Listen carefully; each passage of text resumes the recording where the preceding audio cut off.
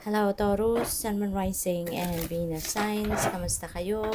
Sana po nasa mabuti kayong kalagayan. Welcome back po sa Star Tarot. At kung bago kayo rito, welcome din po kayo. Please subscribe, like, share my videos, and leave me a comment kung nakaresonate po kayo. Thank you. First message po ninyo for today, we have rebirth. No matter what happens, you can find new wings. Rise from the past and accept the positive change that is coming. So, there is a change coming your way, Taurus, at kung ano man ang mga pagbabagong ito, those are positive changes. Ito yung mas ikakaganda ng inyong sitwasyon, mas ikakasaya, ikakabuti ninyo, parang sa mga pagbabagong ito, magkakaroon kayo rito ng mas malakas na loob, mas magiging matatag, mas magiging matibay, kasi manggagaling kayo sa tagumpay. Merong mga siguro difficult situations na maaaring pinagdadaanan ninyo sa ngayon, at yan ay mapagtatagumpayan ninyo. Yan ay you'd be able to rise above that situation, no?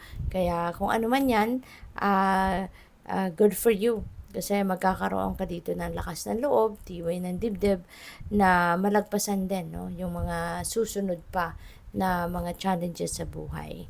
So, what else? We have creation. This is creation energy. You're going to start something new sa buhay ninyo. Okay? This is also a reminder sa inyo na alalahanin ninyo na yung mga thoughts ninyo, yung ano yung iniisip ninyo, yun ang nag-shape ng future ninyo, yun ang nag-shape ng buhay ninyo. Kaya make sure na maging aware kayo, no, sa kung ano man ang iniisip ninyo, maging aware kayo sa kung ano ang laman ng isip ninyo, because your thoughts that translates into your actions, and yung resulta ng mga actions na gagawin ninyo or ginagawa ninyo, yun ang makikita mo sa inyong realidad, no? Kaya you need to be very careful and be aware of what you are thinking, because yun ang makikita mo sa inyong 3D reality. We have adversity. See the gifts and challenge. One can be taught within the calm, but the greatest lessons are learned from the storms. Diba? Doon tayo natututo, no? Sa mga bagyo, sa buhay natin, sa mga difficulty na pinagdadaanan natin, sa mga problema na nararanasan natin. Yan ang nagpapatibay sa atin. This is a reminder para sa iyo na yan ang nagpapatibay sa atin, yan ang nagpapalakas ng loob natin, yan ang naglalabas, diba, ng potential natin. Yan ang diyan tayo nag-evolve, diyan tayo nag-grow. Kaya see in the gifts in challenge. Okay? Wag natin talikuran, wag nating takasan, kundi harapin natin ang mga challenges sa buhay, kasi marami tayong natututunan dyan. Marami tayong hugot, no, na nakukuha from those challenges, at dun tayo nag-evolve into the best version of ourselves. So, Taurus, maraming salamat for subscribing to my channel. And if you haven't subscribed yet, subscribe na po kayo. And also, please click the join button sa baba ng video if you would like to join the membership po.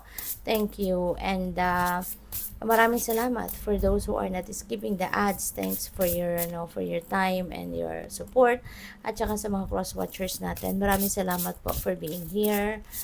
Welcome din po kayo. So, we have ancestors. So, siguro, this is panawagan for some of you, Taurus, na parang tinatawagan na kayo ng inyong mga ancestors, kasi maybe matagal-tagal na kayong hindi nakakapag-tune in sa kanila. Maaaring hindi kayo dahil siguro sa kabisihan na ninyo, no, hindi na kayo nakakapagdasal sa inyong mga ancestors, hindi na kayo nakikipag-usap sa inyong mga ancestors. So, we also have focus. Ayan. So, there is a reminder din para sa inyo, no, na put your energy and time and effort and focus sa kung ano man ang mga pangarap ninyo, ano man ang mga gusto ninyong gawin sa buhay, okay?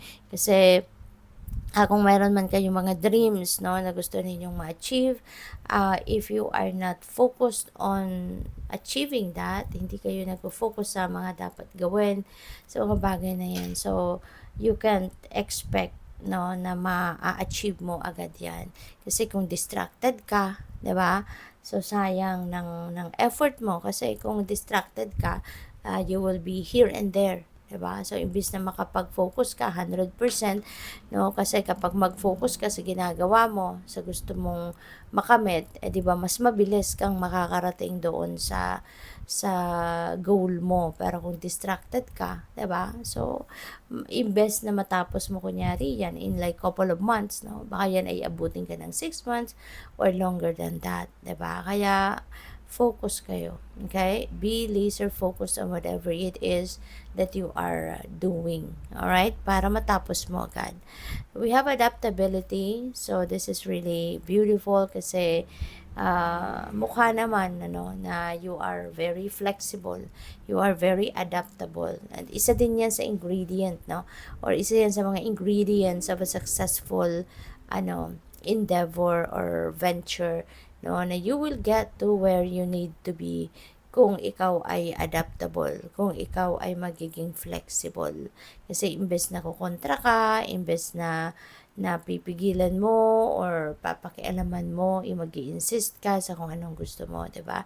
If you are just going with the flow, 'di ba? Kasi parang there is a surrender energy din dito na mag-a-adjust ka, no, sa kung ano yung nangyayari, mag-a-adjust ka, marunong kang uh, you know how to get around, no? Kung ano man ang naging sitwasyon ninyo.